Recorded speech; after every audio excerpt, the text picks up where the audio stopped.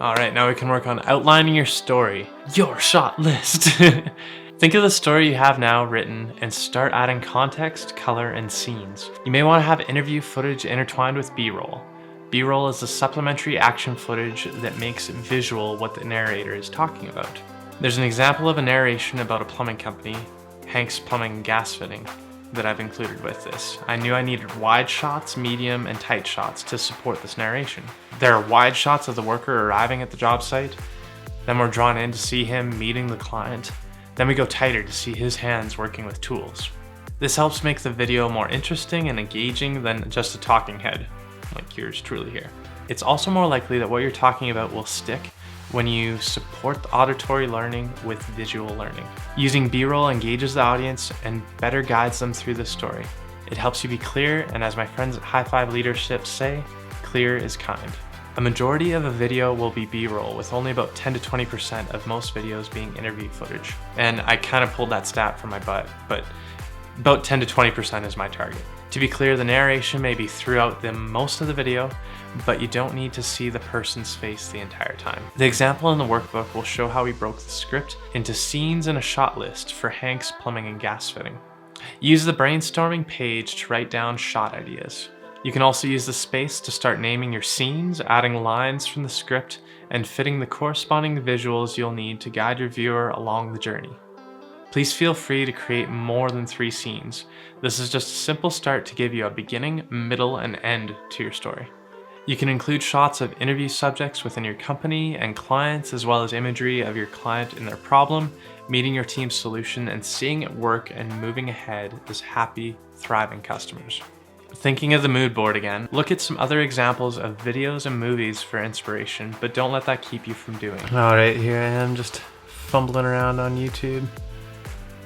How's this gonna go? Done is better than perfect, so don't let research stop you from finishing your video. We all get better each time we create. Make a mistake, learn from it, and try again. As John Maxwell says, my best today is not my best tomorrow. Here are some helpful tips for using the shot list grid. Add more frames by duplicating the grid as many times as needed to help break down your script into corresponding actions for your narration. As you can see, we went through many iterations for the Superform installation video series, first, second, third drafts of the script. So after back and forth, this became our script. So with the Excel sheets, you can duplicate them as needed, make them longer, use your wizardry in Google Sheets and add cells if you need to, but you can get really specific on voiceover, scenes, actions, sounds that you'll need, your transitions, how you'll shoot it, resolution, your frames per second, and everything as you go on through. There's plenty you can do. Once you've made your shot list over here in Google Sheets, if you really want to up your game, using something like Star Infinity can help you be more organized on site as you go to shoot, help take things out of your head, help you be freed up to be more creative. The more detailed you get, the easier it is to follow on film day. One sentence may have 3 shots or one long shot that will need separate actions described as you follow your character through the scene. This may seem rigid, like it stifles creativity, but it actually helps free your mind when you're filming to know you'll get the shots you need, and you can add some creative angles and ideas as you go. The planning gives creativity a framework in the moment. Here are some helpful tips. Use the scene column to group shots that happen together in the same place. This will help plan your shoot day. Sometimes I find that I might do a beginning and end shot at the same place. I don't have to do them sequentially necessarily. You can also write how the action will be shot in the action column. This helps me pre-plan what camera settings, lenses, lighting I'll utilize during the shoot. For simplicity, I like to start by thinking of wide, medium, and tight shots. Wide shots set the scene and include lots of background or context around the character. Medium shots, like waist up on people like you're seeing with me right now, draw viewers into the conversation and the emotion. And tight shots, really tight on their face or on their hands working, those can isolate the subject away from the background and draw your viewers' eyes directly to what you want them to see. Helps eliminate some distractions. And it will also influence the feeling and the emotion.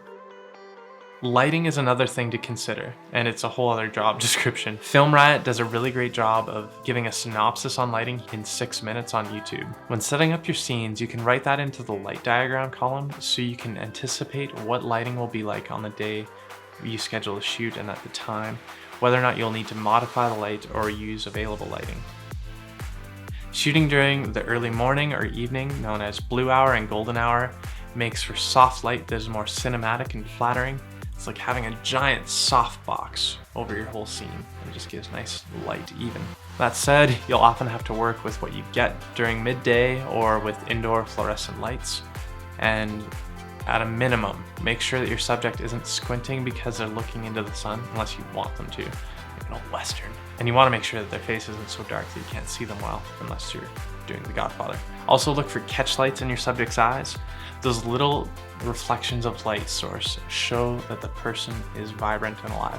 You also want to make sure that you're seeing that the light source is coming from above the horizon, because that's naturally where we see the light coming from.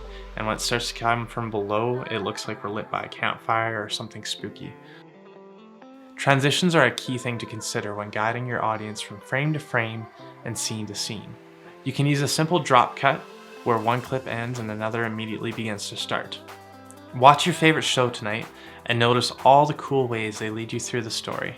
Panning, fading, J-cut, wiping, whip panning, match cut, and cutaway, cross cut, dissolve, and a bunch more. There's a great 11-minute video on transitions by Rocket Jump Film School on YouTube called Cuts and Transitions 101. This is a great inspiration, but don't get bogged down. Master a well-timed drop cut and then you can build from there. You might see some spots to splash in some other flair. I've included an example after the brainstorming page of how we laid out the script for the Hank's plumbing and gas fitting. That's something you can follow, you can see how we used it. Hope you enjoy it as much as I do, guys. Your message matters, and I wish you all the best as you move ahead on this journey. I'm here to help you every step of the way. If you get stuck or have a question, please reach out to me at britton@ievolve.media to schedule a call. Thanks for your time. I look forward to seeing your stories.